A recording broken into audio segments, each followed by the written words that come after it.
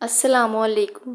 آج کی میری یہ کہانی ایک ایسی عورت کے بارے میں ہے جس کا شوہر اپنی بیوی اور بچے کی موجودگی میں اپنی محبوبہ کے ساتھ رنگ رلیاں منا رہا تھا۔ کہانی پسند آنے پر ویڈیو کو لائک اور میرے چینل انمتا وائس کو سبسکرائب کر دیں اور بیل کے نوٹیفیکیشن کو پریس کر دیں تاکہ میری آنے والی تمام نئی اپڈیٹس آپ تک سب سے پہلے پہنچ سکیں۔ گھنٹہ بھر سے منا ریں ریں کر رہا تھا، نہ جانے پیٹ میں درد تھا یا کان میں۔ دردکش دوا بھی پلا کر دیکھ لی مگر وہ چپ ہونے میں نہیں آ رہا تھا۔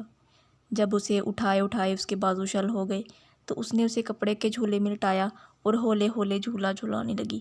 ٹھنڈی ہوا کے جھونکوں نے غالباً لوری کا کام کیا اور وہ آہستہ آہستہ غنودگی میں چلا گیا۔ اتنے میں اسد اندر داخل ہوا۔ وہ خاصا تیار شیار لگ رہا تھا۔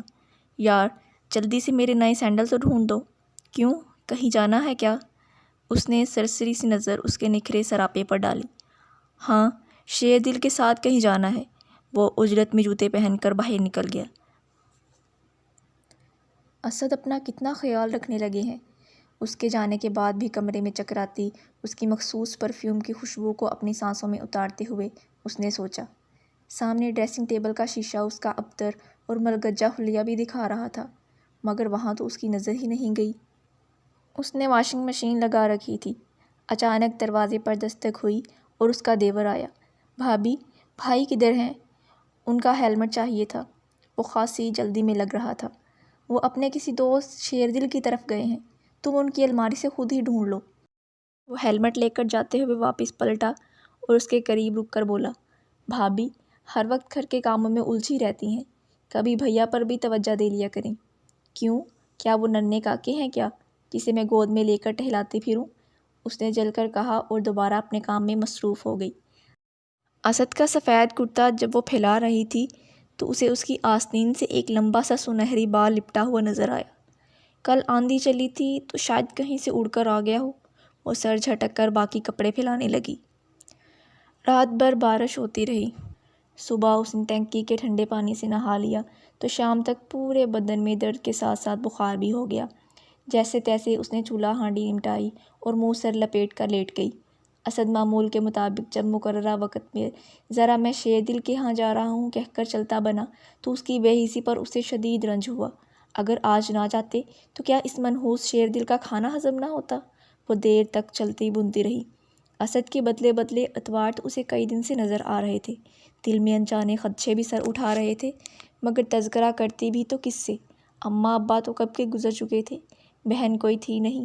بھابھیوں سے اس نوعیت کا معاملہ ڈسکس کرنا اپنا تماشا خود بنوانے کے مترادف تھا۔ سسرال میں بھی کوئی نہیں تھا۔ ایک نند تھی جو بیرون ملک رہتی تھی اور سالوں بعد ہی کہیں آیا کرتی تھی۔ اب لے دے کر ایک دیور ہی بچا تھا۔ اگلے دن جب وہ آیا تو وہ اسی سے دکھڑا رونے لگی۔ تمہارے بھائی جان کو نہ جانے کیا ہو گیا ہے، ہر وقت نگوڑ مارے کسی شیر دل کے ہاں گھسے رہتے ہیں۔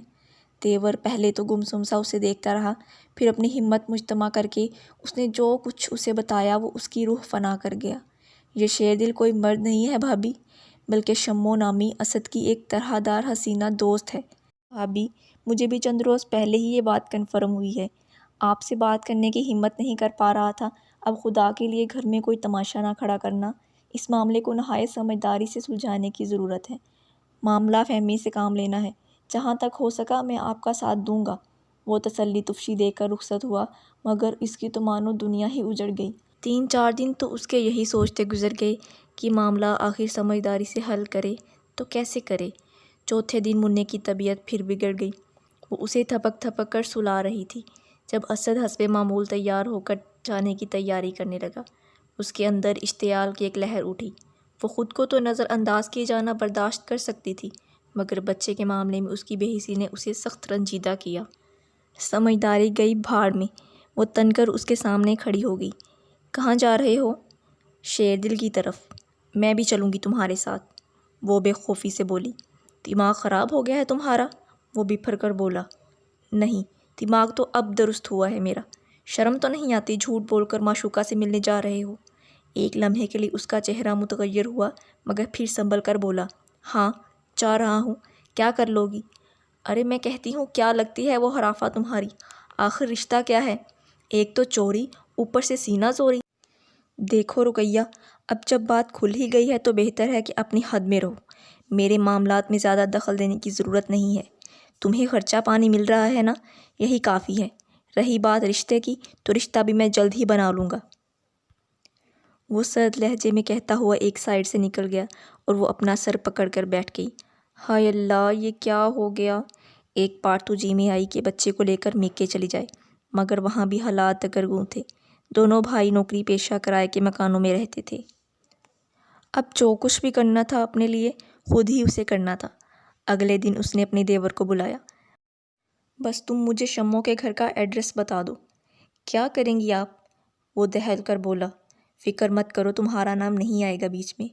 یہ میرا مسئلہ ہے اور میں خود ہی حل کر لوں گی۔ میں نے ایک بار بھائی کو وہاں ڈراپ کیا تھا، وہ ہولے ہولے پتہ سمجھانے لگا۔ تنگ سی نیم پختہ گلی میں وہ ہرے رنگ و روغن والا چوبارہ تھا۔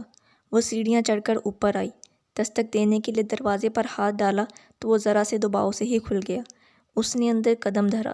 سامنے ایک چھوٹا سا کمرہ نظر آیا جو ساز و سامان سے بھرا پڑا تھا۔ بے ترتیبی کی حد نہیں تھی۔ اندرونی حصے سے سنہری زلفیں شانوں پر بکھرائے خوب بنی ٹھنی ایک نازک اندام سی حسینہ برآمد ہوئی۔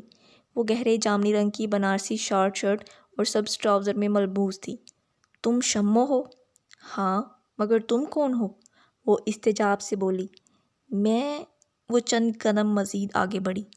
میں اسد کی بیوی ہوں، اس نے خود اعتمادی سے تعارف کروایا۔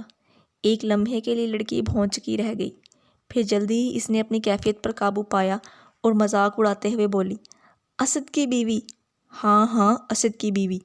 اس نے مضبوط لہجے میں اپنے الفاظ دہرائے۔ چند منٹ دونوں ایک دوسرے کو گھورتی رہیں، پھر اچانک شمو کے منہ سے ایک فلک شگاف قہقہہ برآمد ہوا۔ ہنستے ہنستے وہ دوہری ہو گئی، تم اسد کی بیوی؟ اتنے ہینڈسم اور ڈیشنگ بندے کی بیوی، اور تم؟ وہ صاف اس کے پھیلے ہوئے وجود اور سادہ سی حلیے کا مذاق اڑا رہی تھی۔ اپنی ذات کی اس توہین پر اس کا خون کھول اٹھا۔ ایک بار پھر سمجھداری گئی بھاڑ میں۔ وہ غصے سے آگے بڑھی اور لڑکی کو زور سے دھکا دیا۔ وہ لڑکی حملے کے لیے تیار نہ تھی، الٹ کر پیچھے پلنگ پر جا گری۔ اس کی نظر پلنگ کے پاس دھری اس کی ہائی ہیل کے سینڈل پر جا پڑی۔ پھر کیا تھا، اس نے آؤ دیکھا نہ تاؤ سینڈل سے اس کی دھنائی کرنی شروع کر دی۔ لڑکی نے اپنے بچاؤ کی بہت کوشش کی، مگر بدقسمتی سے ایک تو اس وقت گھر پر کوئی موجود نہ تھا، دوسرا اس کے صحت مند سے وجود کے آگے اس لڑکی کی ایک نہ چلی۔ اس نے بھی منہ، سر، کمر پر تابڑ توڑ جوتیاں برسائیں۔ آؤ میں تمہیں مزہ چکھاؤں، دوسرے کے شوہر چرانے والی۔ شمو کا تو اپنی زندگی میں پہلی بار ایسی صورتحال سے واسطہ پڑا تھا۔ اسے تو ہمیشہ ادائیں دکھا کر مردوں کو لبھانے کی تربیت دی گئی تھی۔ کاش اماں تو نے ان کی بیویوں سے جنگ و جدل کی صورت میں کچھ پہلوانی کے داؤ پیچ بھی سکھا دیے ہوتے۔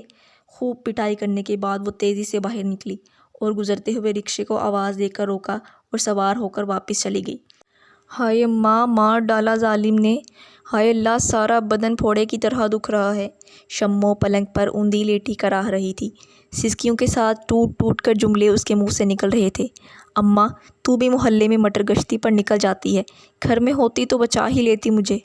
اس نے بمشکل کروٹ بدلی اور سسکتے ہوئے کہا، ارے مجھے کیا پتا تھا اس نے گوڑ مارے نے ایسی وحشی جنگلی بیوی پال رکھی ہے۔ اب کیا کروں؟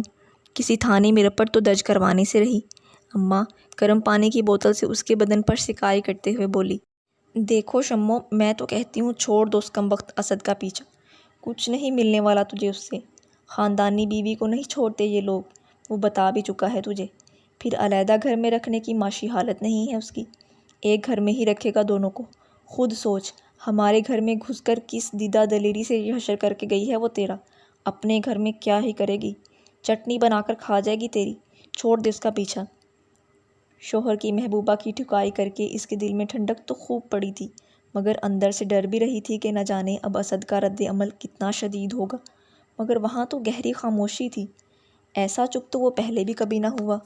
اس نے بھی نہیں گریدا کہ کہیں اس پر ہی نہ الٹ جائے۔ وہ تو اس کے دیور نے بتایا، اپنی ناکام محبت کا سوگ بنا رہے ہیں۔ کئی بار گئے چوبارے تک، مگر آگے سے دروازہ ہی نہ کھلا۔ پھر ایک دن گلی کے نکڑ پر تھے کہ شمو کو انہوں نے کسی اور کے گلے کا ہار بنے موٹر سائیکل پر جاتے دیکھا۔ ان کے پاس سے وہ تو یوں گزر گئی جیسے انہیں جانتی تک نہ ہو۔ میں بھی اتفاقاً ان کے ساتھ ہی تھا۔ پھر کیا تھا، وہ عورت کی بے وفائی اور ہرجائی پن پر ڈھیروں گالیاں دیتے ہوئے ہمیشہ کے لیے وہاں سے پلٹ آئے۔ اب آئندہ انہیں سنبھال کر رکھنا بھابھی۔ اسد دکان سے لوٹا تو وہ بنی ٹھنی دروازے کے پاس ہی منڈلا رہی تھی۔ کہیں جانا ہے کیا؟ وہ ٹھٹک کر رکا۔ نہیں، یوں ہی۔ وہ ذرا سا شرمائی۔ کسی زمانے میں میں آپ کو گلابی رنگ میں بہت اچھی لگتی تھی نا، آج گلابی جوڑا ہی پہن لیا ہے۔ وہ اداسی سے بولی۔ اچھا۔ وہ محض سر ہلا کر رہ گیا۔ ناکام محبت کا غم ابھی تازہ ہے، آہستہ آہستہ سنبھل جائیں گے، اس نے خود کو تسلی دی۔ یہ لیں کپڑے، آپ نہا لیں، میں چائے بناتی ہوں۔ وہ استری شدہ جوڑا اسے تھماتے ہوئے بولی۔